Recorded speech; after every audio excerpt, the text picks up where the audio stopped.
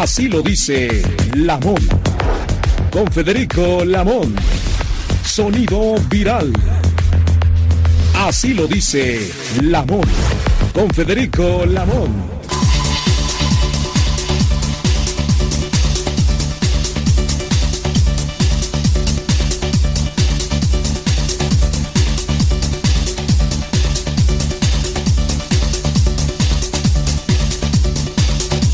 Así lo dice Lamón. Muy buenas tardes, amigas y amigos de la audiencia, ingeniero. Al colega Mejía, ojalá nos siga en este meridiano de Radio Cañón 760 del cuadrante con la información más importante que resalta en México y el mundo. La madrugada de este jueves no se logró la mayoría calificada en el Senado para aprobar a la nueva ministra de la Corte. De esta manera, el presidente López Obrador realizará por primera vez este viernes el nombramiento de la ministra que ocupará el lugar dejado acéfalo por Arturo Saldívar. Así lo expuso el presidente. Hoy mismo vamos a resolver. Las tres son muy buenas, son de primera. Tengo que nada más pensar quién puede ser, pero las tres son de primera. Sí me meten en un predicamento, ¿no? Pero afortunadamente sé la ventaja que tengo, que son mujeres con principios, son mujeres con ideales, que están a favor del pueblo, de la justicia, que no están al servicio como otras autoridades del Poder Judicial, al servicio de los potentados. Voy a explicar a continuación, amigas y amigos de la audiencia, lo que el artículo 96 constitucional refiere sobre el particular. Para nombrarlo a los ministros de la Corte o la Suprema Corte de Justicia, el presidente de la República someterá una terna a consideración del Senado, el cual, previa comparecencia de las personas propuestas, designará al ministro que deba cubrir la vacante. La designación se hará por el voto de las 2/3 partes de los miembros del Senado, presentes dentro del improrrogable plazo de 30 días. Si el Senado no resolviere dentro de dicho plazo, ocupará el cargo de ministro la persona que dentro de dicha terna designe el presidente de la República. En caso de que la Cámara de Senadores rechace la totalidad de la terna, el presidente de la República someterá una nueva en los términos del párrafo anterior. Esto es el párrafo y artículo 96 constitucional. Si esta segunda terna fuera rechazada, ocupará el cargo la persona que dentro de dicha terna designe el presidente de la República. Son las 12 del día con 4 minutos y así se resolverá ese litigio. El presidente López Obrador acusó este jueves al Centro de Derechos Humanos Miguel Agustín Pro Juárez de defender al mismo tiempo a los padres de los 43 estudiantes desaparecidos de la Normal de Ayotzinapa y a presuntos participantes en los delitos cometidos contra los jóvenes. Palabras del Ejecutivo Federal. ¿Cómo es que los del PRO, que son defensores de los derechos humanos, pero además que están asesorando a los padres de los muchachos, no exigían o no pedían, sobre todo sus abogados, estas organizaciones, de que se castigara a quienes inventaron la llamada verdad histórica? Los defensores de derechos humanos, los abogados, en vez de reconocerlo, me reclaman que se habían hecho mal las cosas. Al dar a conocer el balance de la Estrategia Nacional de Búsqueda de Personas, la titular de Gobernación, Luisa María Alcalde, informó que de las 100.964, solo se obtuvieron registros de desapariciones confirmadas de 12.377 personas. Se localizaron 16.181 personas. 17.843 se tienen consideradas como personas ubicadas. En 26.900 casos, los datos con los que se cuentan no son suficientes para continuar con la búsqueda. Hay 36.000 sin información de domicilios que permitan nuevas acciones. Estas fueron las palabras de la secretaria de Gobernación. Echamos a andar a partir del 1 de mayo de 2023 la Estrategia Nacional de Búsqueda Generalizada de Personas Desaparecidas. Y aclarando que número 1, pues no estamos desapareciendo desaparecidos. Número 2, no se ha borrado ni se borrará ningún registro. Los esfuerzos han estado enfocados en la búsqueda y en la localización de las personas desaparecidas. Desarrollamos acciones con distintas instituciones a nivel nacional, con bases de datos, como lo muestra el jefe de gobierno, y haciendo un llamado a la ciudadanía para que pueda coadyuvar con mayor información que nos permita continuar con la localización. Son exactamente las 12:07. Vamos a ir a una pequeña enlace hacia el Congreso citadino. Como ustedes saben, no se ratifica a la titular de la Fiscalía de la Ciudad de México, en medio de una discusión que alcanzó niveles insospechados. Se encuentra vía telefónica el diputado Federico Chávez Semerena, secretario de la Comisión de Administración y Procuración de Justicia ante el Congreso de la Ciudad de México. Le agradezco, diputado Federico Chávez, tome la llamada para Radio Cañón 760 El Cuadrante, y buenas tardes para usted. Muchas gracias, tocayo, buenas tardes, y aquí estamos a la hora. A propósito, el interés de la audiencia pende precisamente sobre la actitud, el término de la discusión para la ratificación de la fiscal Ernestina Godoy. Del resultado de la votación, ¿qué nos puede resumir, diputado? Ayer se vivieron momentos inéditos en el segundo Congreso de la Ciudad. Partimos de ahí para profundizar en los datos. ¿Nos permite? Adelante y le escuchamos, diputado.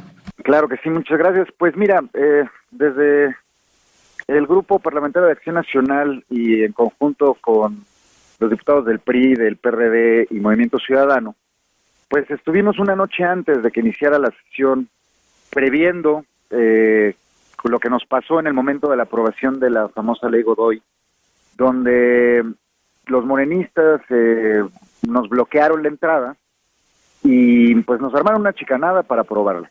El día de ayer, pues nosotros previendo una chicanada, dormimos en el recinto, pero no contábamos con la chicanada que nos hicieron ahora, porque al saber perdida ya la votación, lo que hicieron fue desgastar todo el tiempo, quisieron razonar su voto 21 diputados, y a las 5 de la tarde solicitaron que se concluyera la sesión, a lo que toda la oposición pues demandamos que llegáramos al voto.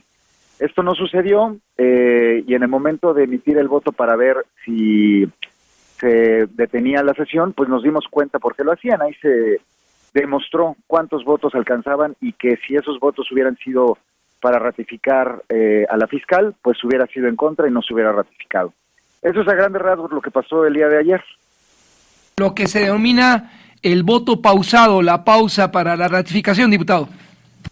Así es, pues, y desafortunadamente, e insisto en platicarte de la chicanada, es porque pues tampoco se había dado en la historia de las sesiones que cuando se concluyera una sesión y se quedara abierto un dictamen que ya estaba en discusión, no se subiera al día siguiente al orden del día, ¿no?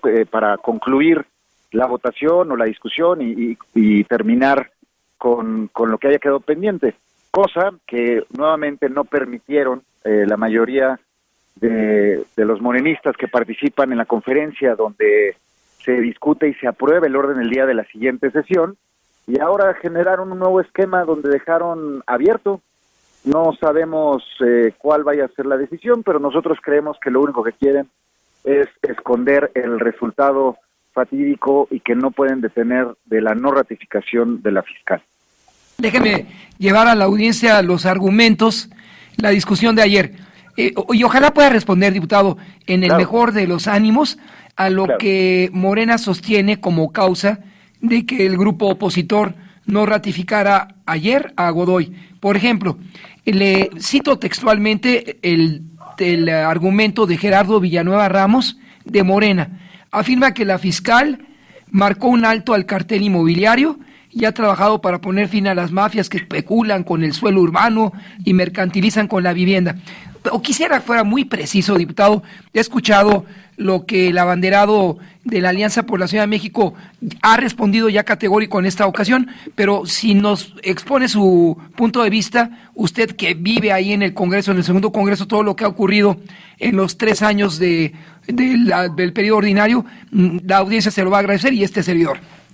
Mira, todo el argumento que tuvieron ayer son falacias, son mentiras, y lo único que demuestran, y lo que nosotros le vamos a demostrar a la ciudadanía, es como verdaderamente traen un esquema persecutor contra la oposición. A mi llegada me querían inventar un enlace también con una red de corrupción inexistente. Decían que yo tenía ciertos predios y que tenía departamentos. Yo los reté, les dije, a ver, pues está el registro público de la propiedad y veamos con qué contamos y si lo tengo de manera lícita. Lo que hacen ellos con los medios de comunicación es generar una narrativa de engaños y mentiras. Hace unos minutos me di cuenta que ya en un periódico de circulación muy evidentemente cercano a la izquierda, pues ya hicieron una narrativa y empiezan a amenazar ahora distintos funcionarios porque no les gustó el resultado de ayer, y al verse confrontados, lo único que les queda es seguir utilizando a la Fiscalía para amenazar, aunque nos van a crear carpetas, nos van a investigar. Aquí estamos, que nos investiguen, que revisen lo que somos, lo que tenemos, y que no estén diciendo que tenemos una red de corrupción. En ese tono de amenaza, ayer leía en un diario capitalino, diputado, que el antiguo Palacio de Ayuntamiento amenazó a los diputados del PRI que votaran en contra de la ratificación, y le cito también textual: habrá graves consecuencias. Es que imagínate en qué país democrático vivimos, donde el brazo ejecutor para poder hacer cabildeo, para sacar adelante algo tan importante como es la impartición de justicia, sean amenazas de que si no estás del lado de ellos, pues habrá consecuencias. Y déjame decirte que no solamente fue en ese momento. Varios diputados de toda la oposición recibieron llamadas, amenazas, y a los que bien les fue, hubo ofertas de entrega de dinero a cambio del voto, cosa que no les funcionó porque nosotros estamos buscando la impartición autónoma de justicia y que sea para todos. Entonces, no nos sorprende que sigan con sus argumentos, no nos va a sorprender que ahora que entremos en campañas, pues vayan a subir el tono, pero les queremos decir que no nos amedrentan y que estamos firmes. Una versión extraoficial, diputado, que llegó a esta mesa de trabajo, en esta su casa informativa, 22 millones de pesos, que era lo que se ofrecía a un grupo de diputados proclive, a un exalcalde que dimitió a su aspiración por el Frente Amplio. Así se lo dejo para no profundizar en algo que es una especulación, pero esto llegó aquí a la mesa de trabajo de este servicio informativo. Yo le quiero decir al todo el auditorio que nos escucha que verdaderamente evaluemos lo que está pasando. Estamos entrando en un estado autoritario, dictatorial, donde ocupan este tipo de mecanismos para desaparecer a la oposición. Aquí es o plata o bala, ¿no? Pareciera que estamos transitando con narcotraficantes, que la única manera de acordar con ellos es estar de su lado, no importando la incongruencia que tengan de lo que defienden, y si no, a como sea, lograr sus resultados. Entonces, sí, también supimos de esas cantidades. ¿Cuánto vale la justicia en la Ciudad de México? Yo creo que no tiene precio porque hemos platicado con muchísimas víctimas no atendidas por la Fiscalía. Hemos visto cómo la justicia selectiva de pronto puede meter a la cárcel a una señora que se le caen unas aspas de ventilador para justificar el mal mantenimiento que tenía el metro. Atendimos víctimas que se ven afectadas por el poder de un alguien que quería ser magistrado y cómo trataba a sus hijas. Tenemos una víctima que habla, que es hermana del vocero de la Fiscalía, que le están quitando un predio. No sé, aquí desafortunadamente, como hay muchos medios de comunicación libres, no le está llegando a toda la sociedad lo que verdaderamente estamos luchando. ¿Por qué? Pues porque traen la narrativa que nosotros queremos venganza. No queremos venganza, queremos que sea justicia para todos y que no haya una fiscalía que sea el brazo operador del gobierno. Recientemente, en estos dos temas, agradeciendo el tiempo que ofrece a Radio Cañón, diputado, lo buscamos y agradecemos tome esta llamada por el cargo que ocupa en una comisión que pues es una pieza básica para la ratificación o no de la procuradora o de la fiscal. Es usted el secretario de la Comisión de Administración y Procuración de Justicia del Congreso Citadino, donde se ventila esta posibilidad. Recientemente la Fiscalía Capitalina anunció medidas de extinción de dominio, loables o no, deseo su interpretación, para unos familiares afectados por los sismos del 2017, se presentó con todas las luminarias. Esto, sin duda, es parte ya de la sucesión 2024 para el antiguo Palacio de Ayuntamiento, diputado. Pues para eso nos suena, ¿no? No creo que cambien el esquema operativo que han llevado hasta el día de hoy. Saben que vamos a entrar a una contienda electoral donde les vamos a ganar la ciudad, y ya como la ciudadanía no cree en ellos, les han fallado porque el discurso dice una cosa y sus acciones demuestran otra cosa, y ahora la opción del cambio, y como dice nuestra candidata presidencial, la precandidata, la esperanza cambió de manos, y en la Ciudad de México se va a demostrar lo que significa un buen gobierno cuando gane Santiago Taboada. Le agradezco por tomar, diputado Federico Chávez Semerena, secretario de la Comisión de Administración y Procuración de Justicia. La llamada se me olvidó citarle el espionaje denunciado por el New York Times, nada más en 30 segundos. ¿Eso fue real o solamente fue un mito, diputado? Pues es tan real que estos no han logrado demostrar lo contrario. Lo que piensa la Fiscalía es con que digan no es cierto, la gente se le olvida. Tenemos documentos, tenemos correos que le hemos enseñado a los medios de comunicación, donde, pues, ¿qué más pruebas quieren? O sea, hasta que un medio internacional sale a decir esto, es que estos, pues, ni siquiera reculan. ¿En qué país democrático una fiscalía que trae un problema de estos puede siquiera tener la intención de ratificarse? Estamos viviendo, insisto, un momento de autoritarismo, donde está ensuciado todo el proceso, está ensuciada toda su administración, y es tan real por todas las pruebas que le hemos enseñado a los medios de comunicación. Gracias por aceptar la comunicación con Radio Cañón 760, diputado. Buenas tardes. Ya nos informará del desenlace de la pausa hacia la ratificación cuando se conozca esta consecuencia. Buenas tardes en tanto para usted, diputado. Buenas tardes a ti y a todo tu auditorio. Gracias por la llamada. Son 12:19. Así lo dice Lamón. Con Federico Lamón. Sonido viral. Así lo dice Lamón. 12:22. En otros temas, vía telefónica con el diputado Javier González Sirión, quien es integrante de la Comisión de Salud en esta 65 Cámara de los Diputados, que a su vez aprobó el modelo de financiamiento del IMSS Bienestar mediante la transferencia de los recursos de los estados al Fondo de Aportaciones para los Servicios de Salud. Diputado, le agradezco tomar la llamada para Radio Cañón 760 del Cuadrante y buenas tardes para usted. Muy buenas tardes, me da mucho gusto saludarte, amigo, y un fuerte abrazo para todos, por favor. Esta es su casa informativa, diputado, y la audiencia desea profundizar en este nuevo modelo de financiamiento del IMSS Bienestar. ¿A costa de qué? Y al mismo tiempo, si esto en el mediano o largo plazos fortalecerá los servicios de salud de las entidades. Bueno, yo tendría que aclararte primero que efectivamente se aprobó este dictamen, se aprobó esta nueva ley, pero yo voté en contra, así como el resto de la oposición, PAN, PRI, PRD, todos votamos en contra porque es una ley terrible. Lo que están haciendo, te voy a explicar ahora de qué se trata eso.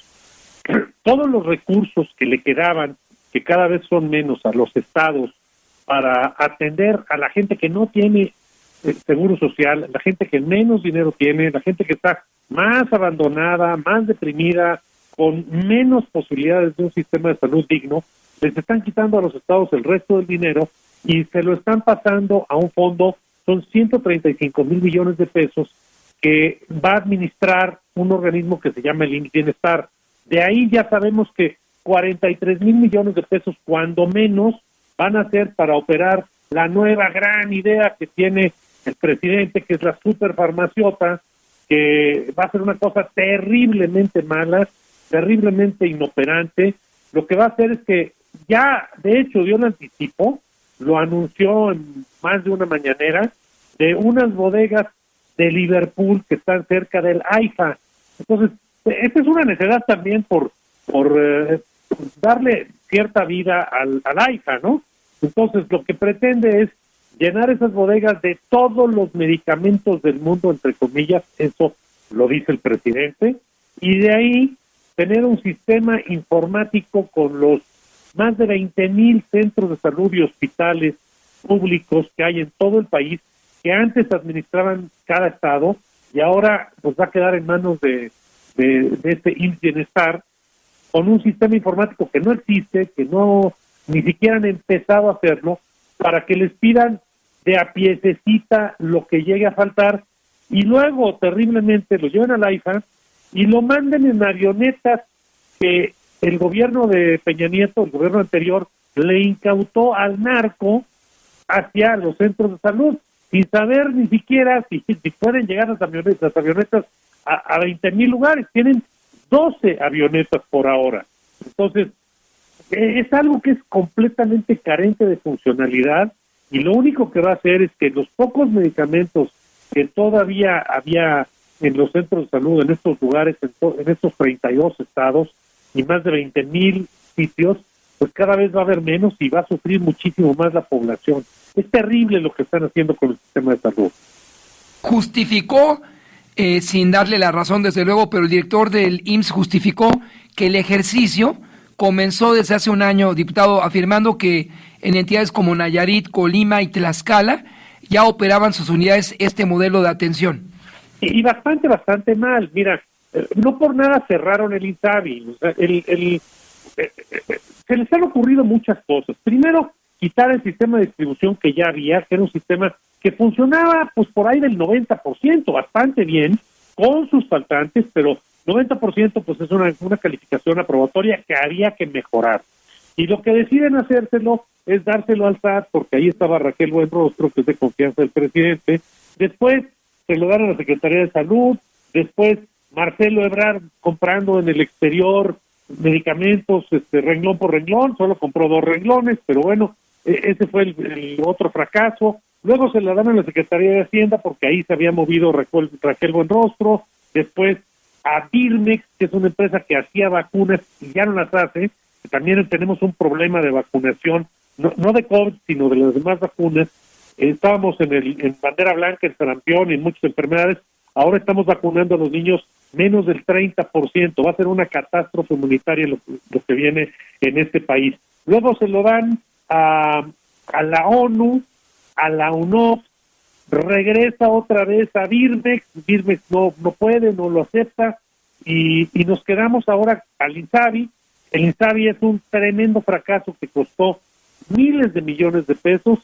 Cierran el INSABI con el fracaso tremendo que hay, y ahora abren esta ventana que es el IMSS Bienestar. Así ha sido el sistema de salud en la presidencia de López Obrador. Y ahora tienen esta gran idea, que va a ser un fracaso tremendo, de una farmacia inmensa cerca del AIFA para mandar las medicinas pieza por pieza. Pues va a ser el paracetamol más caro del mundo, ¿no? Porque llevar un paracetamol, ya no digamos a Baja California o a Sonora, llevarlo a Veracruz, a digamos Tierra Blanca, Veracruz, en una avioneta, pues la avioneta pura va a costar de ida y vuelta, solamente gasolina y los costos de operarla va a costar 80 o 100 mil pesos, y pues el paracetamol cuesta 3 pesos en el precio del gobierno. Entonces es una barbaridad lo que quieren hacer, y van a volver a fracasar, y desgraciadamente lo van a sufrir los mexicanos que menos tienen en su salud y en su vida. Ya tenemos 4 años menos de vida para todos los mexicanos. La expectativa de vida bajó en promedio de 75 a 71 años. Eso quiere decir 4 años menos de vida en promedio para todos, 4 años menos de trabajo, 4 años menos de felicidad, de alegrías, de esfuerzos, de todo, y eso se lo debemos a la 4T. Por supuesto que ese es un promedio. En la gente que menos tiene son muchísimos años menos, nos están arrebatando la vida literalmente.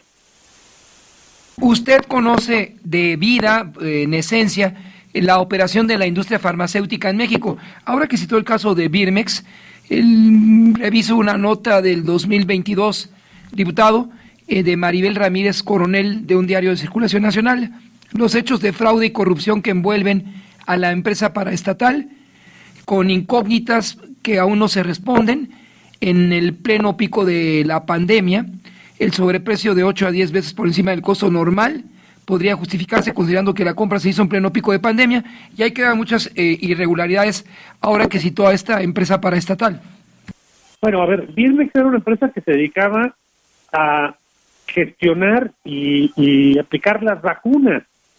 O sea, administraban las vacunas, no me refiero a COVID, me refiero a las vacunas de la cartilla. Después, esa empresa ya prácticamente no está operando, es una empresa del gobierno. Y por supuesto que todo lo que han hecho ha sido con sobreprecios y con muchísima corrupción.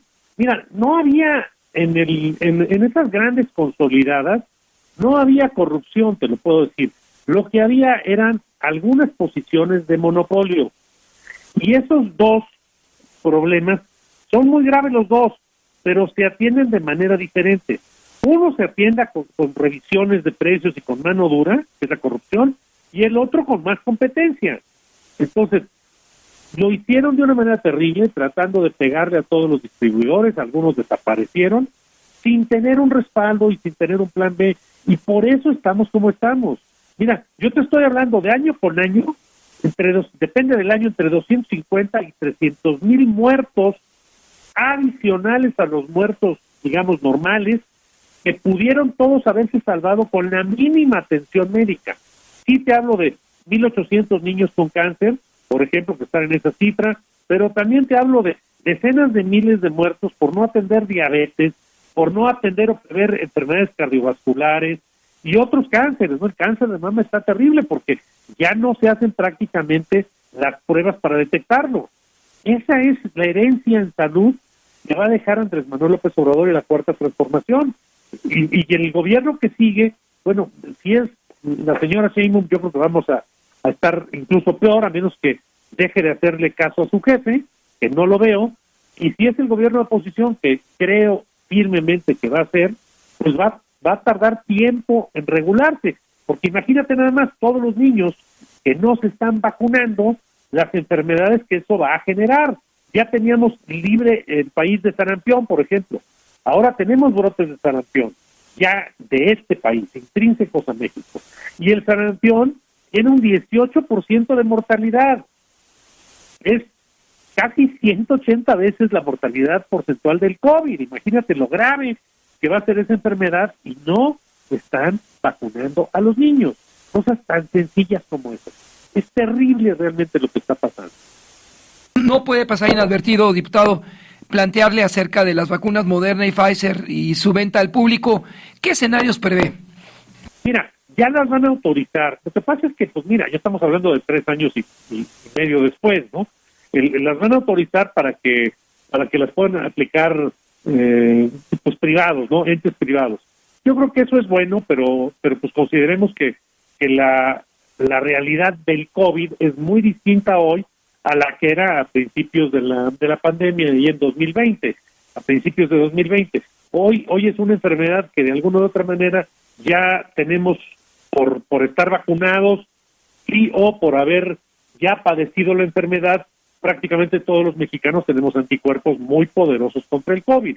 Entonces, a mí me parece muy bueno que ya se haya autorizado que esas 2 vacunas, que además mundialmente han probado ser muy eficaces y la Organización Mundial de la Salud las aprueba, que se puedan vender también en el sector privado. Pero bueno, ya es demasiado tarde y ya el COVID es una enfermedad que ya nos dejó, pues bueno, además de una oleada de muerte y destrucción tremenda, no solo a México, sino al mundo entero, pues ya nos dejó anticuerpos a la mayoría de los mexicanos que ya nos dio la enfermedad y hoy ya nos vacunan. Finalmente, agradeciendo esta información adicional, diputado, es por último, Zoe Robledo afirmó, justificando el fracaso del INSABI, lo cito textual: la pandemia frenó los objetivos para los que estaba diseñado, pero cumplió con la compra de medicamentos. Ya nos expuso usted lo que este periodo ocultó en algún momento, y las diferencias entre dependencias, Cancillería, Secretaría de Hacienda, entre otras cosas.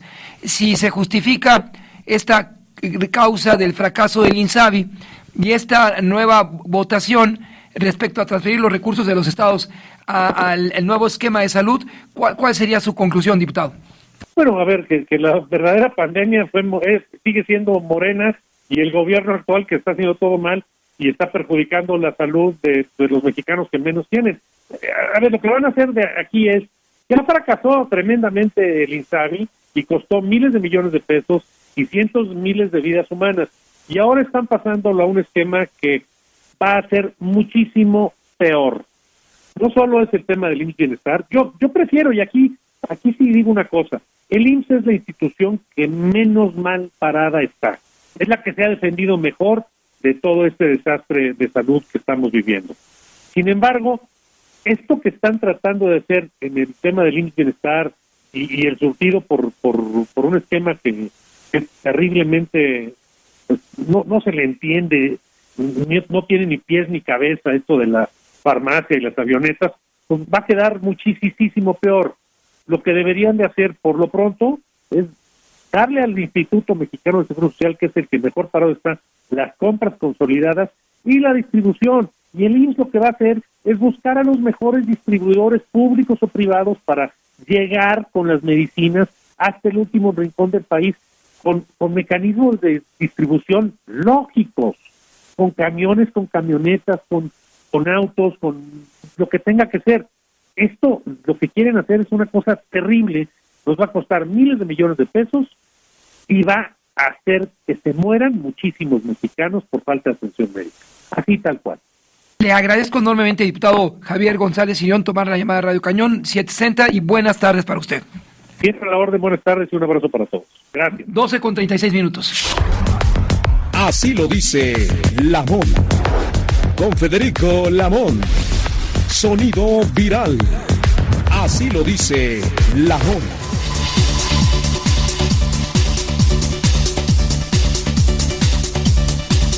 Omar Fayad rindió protesta como embajador extraordinario y penitenciario ante el Reino de Noruega.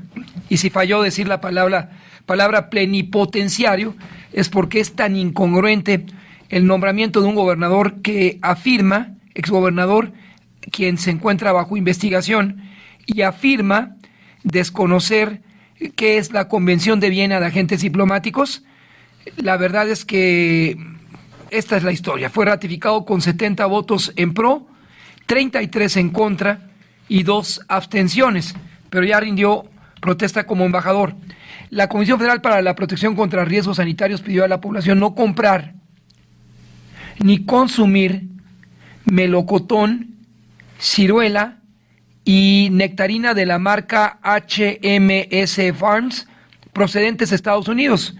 Lo anterior se debe a que las frutas podrían estar contaminadas con la bacteria Listeria monocytogenes, la cual ocasiona una infección grave conocida como listeriosis, que puede afectar a diversos órganos del cuerpo. Entonces, precaución si va usted a centros como la central de abasto, por ejemplo, o va a los puestos del sábado, los tianguis, tenga mucho cuidado, no consuma, le voy a repetir, melocotón, ciruela y nectarina de la marca HMC o HMC Farms procedentes de Estados Unidos. Esto puede causar graves lesiones a sus órganos. Advertencia: una mujer mixteca que no habla español fue detenida por la policía de Mexicali luego que atropellaron a uno de sus hijos en el crucero donde pedían apoyo a los automovilistas. El conductor que la embistió fue dejado en libertad. El menor de 9 años fue atropellado la tarde del martes y es el segundo caso en 15 días. Hace 2 semanas resultó lesionado otro menor al caerse en un camellón sobre el Boulevard Lázaro Cárdenas. Y miren, lo que ocurre en Mexicali es que llevan la mano de obra mexicana a la pizca del algodón. No sé si la audiencia lo puede precisar. esta es la temporada del algodón, de la pizca del algodón. Entonces las mujeres hermanas de Oaxaca van allá esperando encontrar una oportunidad de vida. Y cuando llegan a Mexicali, a Baja California, se encuentran con estas tragedias. Me parece que los gobiernos de Salomón Jara, Oaxaca, y la gobernadora de Baja California deberían, a través de los sistemas DIF de las entidades respectivas, ponerse de acuerdo para evitar que esto pueda volver a ocurrir. Son las 12:42, pero eso lamentablemente es una realidad. Autoridades de seguridad confirmaron este miércoles la captura en el municipio de Guadalupe de Francisco N., el líder del cartel Jalisco Nueva Generación en Zacatecas, y considerado objetivo prioritario por ser generador de violencia. Lo probable es que sea extraditado a la Unión Americana, y ahí es donde tiene que estar esa ralea de sujetos. Son las 12:42 en otros temas. En la ciudad, un estudiante del IPN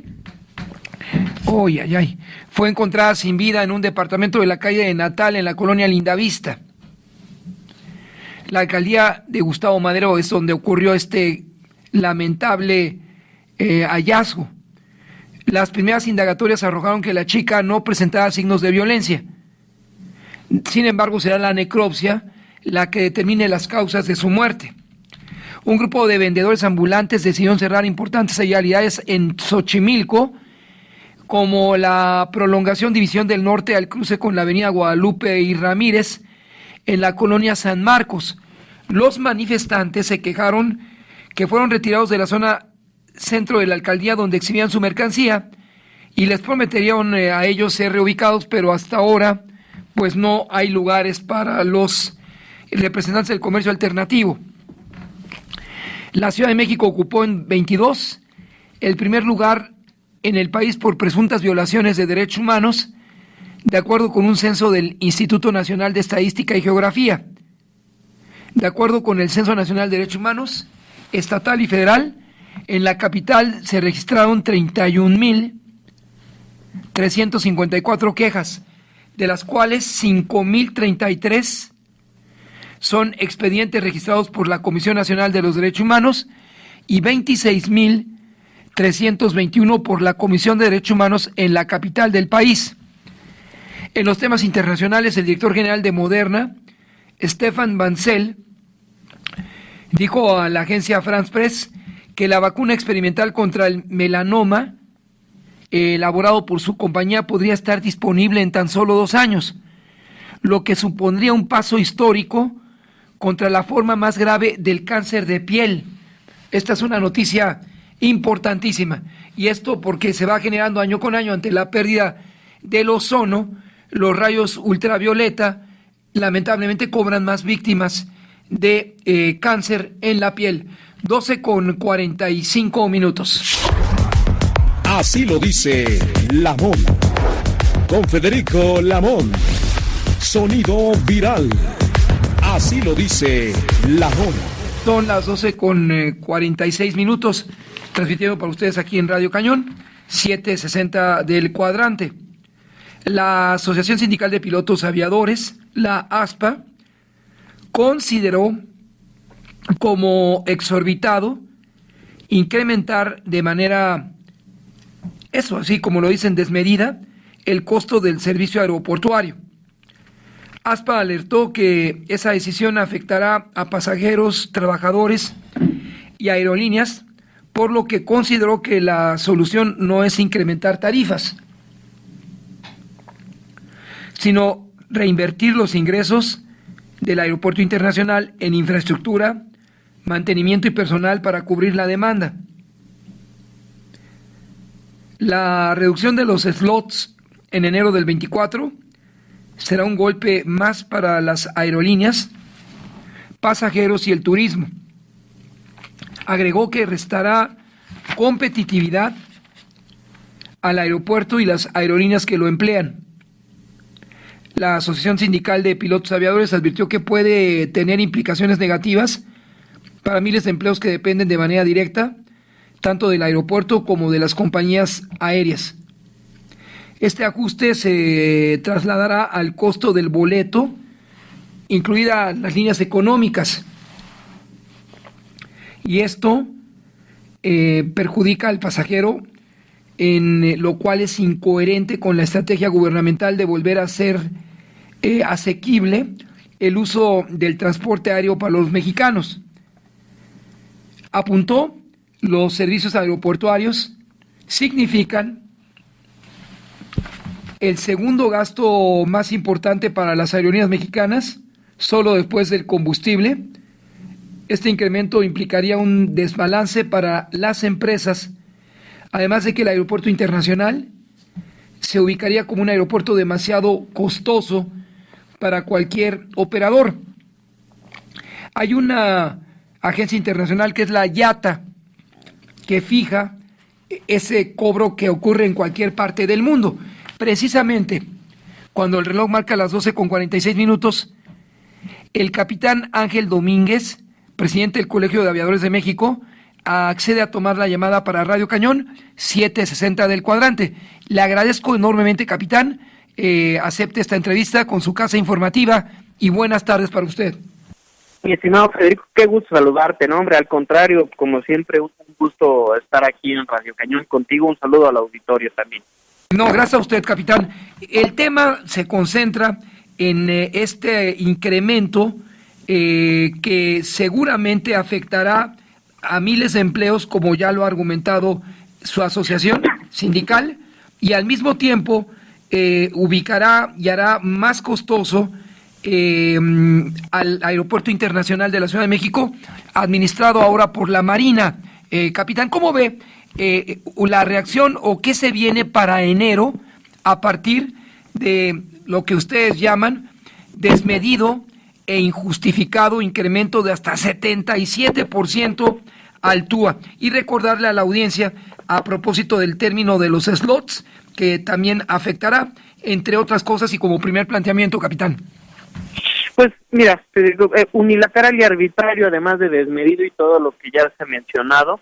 Lamentablemente la aviación, no nada más en México, sino en el mundo, pues no funciona como la estamos viendo que pretenden llevarla en nuestro país, ¿no? Es decir, no hay consulta a la sociedad, no hay transparencia, no hay reglas claras, y esto pues lo único que deja es a una industria pues a la buena de los deseos y los caprichos de esta administración, que lejos de buscar impulsar a una industria tan importante como lo es la aviación mexicana, pues cada vez la está alejando mucho más de la ciudadanía mexicana. Cada vez pues va a encontrar boletos de avión más caros, ¿no? Porque al final de cuentas las líneas aéreas no le van a perder, ¿no? Sino que van a trasladar este incremento a los servicios aeroportuarios, pues lo van a trasladar al costo del boleto de avión, haciéndolo mucho más caro y mucho menos accesible para los mexicanos. Estamos platicando, amigas y amigos de la audiencia, a propósito del incremento a la tarifa de uso de aeropuerto, el TUA, y nos responde en esta ocasión el capitán Ángel Domínguez, presidente del Colegio de Aviadores de México. Entonces, esta es una primera respuesta, pero el TUA no se rige por una decisión unilateral, como nos decía, sino es más o menos, hay un organismo de los Estados Unidos, ya nos dirá, el que fija este TUA. ¿No es así, capitán? No, el TUA lo establecen los grupos aeroportuarios. Sin embargo, la Secretaría de Infraestructura, Comunicaciones y Transportes, a través de la Agencia Federal de Aviación Civil, deberían de estar atentos y velar para que si un grupo aeroportuario, el que sea, decide incrementar la tarifa de uso aeroportuario, pues esta se incrementara correspondiente al mercado, ¿no? Es decir, la Secretaría de Infraestructura, Comunicaciones y Transportes, a través de la FAC, debería de estar preguntando y cuestionándole a los grupos aeroportuarios por qué van a incrementar el TUA. Recordemos que la tarifa de uso aeroportuario es, a final de cuentas, una tarifa que nosotros pagamos por utilizar el aeropuerto y que esos recursos se deberían de utilizar para darle mantenimiento, para para hacerle alguna modificación a las instalaciones de infraestructura aeroportuaria, pues para dar un mejor servicio, que ese es otro tema. El problema en el Aeropuerto Internacional de la Ciudad de México es que ese dinero no se queda en el AICM. Ese dinero, lamentablemente, todavía el día de hoy, se va para pagar los bonos de la cancelación del aeropuerto de Texcoco. Aquí, por favor, ayúdenos a aclarar esto, capitán. Entiendo, o por lo menos hasta marzo de este año, de acuerdo con la información de la revista Expansión, por ejemplo, el Aeropuerto Internacional John F. Kennedy de Nueva York cobraba 90 pesos en cargos aeroportuarios, mientras que el Aeropuerto Internacional de la Ciudad de México, 498 pesos en vuelos nacionales y 945 en internacionales. Es correcto, exactamente. Esa estadística es completamente correcta, ¿no? Mientras que el JFK, que es un aeropuerto de mucho renombre, en donde también hay muchas operaciones, cobra un TUA $5, que son estos famosos 90 y tantos pesos. En México tenemos ya un TUA de cerca de $50 y que, por cierto, pues no representa el servicio que reciben los pasajeros en este aeropuerto, que es un aeropuerto que ya está viejo, es un aeropuerto al que no se le ha dado mantenimiento en mucho tiempo, es un aeropuerto que incluso los mismos pasajeros, a nosotros los pilotos nos lo dicen, ¿no? Es un aeropuerto que huele feo, en donde no se les entregan las maletas a tiempo, en donde es un problema pasar los filtros de seguridad. Entonces, no es un buen servicio el que se da en este aeropuerto, sin embargo, ya es uno de los aeropuertos más caros de Latinoamérica y del mundo. ¿Quién o todos los aeropuertos en la República Mexicana, por ejemplo, desde Los Cabos, Cancún, Tijuana o Monterrey, Ciudad de México, todos tienen TUA? Todos, en todos se cobra un TUA, ¿no? Y, por ejemplo, tú lo acabas de mencionar muy bien, el aeropuerto de Cancún, que es uno de los TUA más bajos en el país, y sin embargo, pues hay un muy buen servicio en este aeropuerto. Entonces, es desmedido y desproporcionado, como lo hemos mencionado, el que las tarifas sean tan altas en el aeropuerto de la Ciudad de México y el servicio sea tan malo. Y aquí también hay que mencionarlo y dejarlo muy claro, la administración actual del Aeropuerto Internacional de la Ciudad de México hace lo que puede con lo que tiene, ¿no? Es decir, la Secretaría de Marina, que ha tomado el control del aeropuerto hace unos meses, pues está tratando de hacer el mejor trabajo que pueden hacer. Sin embargo, mientras no les dejemos a ellos los recursos que generan por cobrar su TUA, lo único que vamos a seguir viendo son boletos más caros y un mal servicio. Incluidas las líneas económicas. Definitivamente, incluidas las líneas que se dicen de bajo costo, ¿no? Que eso es un tema muy controvertido, no en esta ocasión. Ahora, aquí quiero preguntarle, ¿pagamos la tarifa de uso de aeropuerto los mexicanos? Porque nos ofrecen algunos servicios. Entonces, ¿estaría uno de acuerdo en que se incrementara en algún momento, y no en estas fechas, siempre y cuando el aeropuerto fuera condescendiente a lo que pagamos por ese servicio, capitán? Definitivamente, y a ver, también se ha dicho, es que no se habían incrementado estas tarifas en 13 años, pues es que desde ahí estamos mal, ¿no? Porque, pues, ¿dónde estaba la Secretaría de Infraestructura, Comunicaciones y Transportes y la Autoridad Aeronáutica, que no estuvieron vigilando que en 13 años no se incrementaron esas tarifas, pero pues sí se las incrementan de un momento a otro a las líneas aéreas, de un día a otro, Entonces, volvemos al tema de siempre, ¿no? La carencia de políticas públicas claras, justas, de competencia y competitividad, pues dejan, al final de cuentas, de veras es que dejan al único que dañan es al pasajero, al usuario final, que le cambian las reglas a cada rato. Pues ya, si tiene su sano juicio, se aventaría el tema de querer comprar un boleto de avión hoy, pues si ya no sabes si te lo van a cancelar, si al rato va a ser más caro la tarifa, etc. Agradeciendo su disposición, capitán, solamente recordar que el TUA también es recaudada por las distintas líneas aéreas que operan en el país, y luego esos recursos se van a los 3 grupos aeroportuarios, entiendo son Pacífico, Sudeste y Centro Norte. Así es, y en el caso del aeropuerto de la Ciudad de México, es un solo grupo aeroportuario de la Ciudad de México. Capitán, ¿algún comentario que sea agregar sobre el particular? Nada más, como siempre, agradecerte, muchísimas gracias, y a ti, a todo tu auditorio, espero que sea un gran cierre de año. En reciprocidad, capitán, gracias por la atención hacia Radio Cañón y nuestra audiencia, buenas tardes para usted. Hasta luego.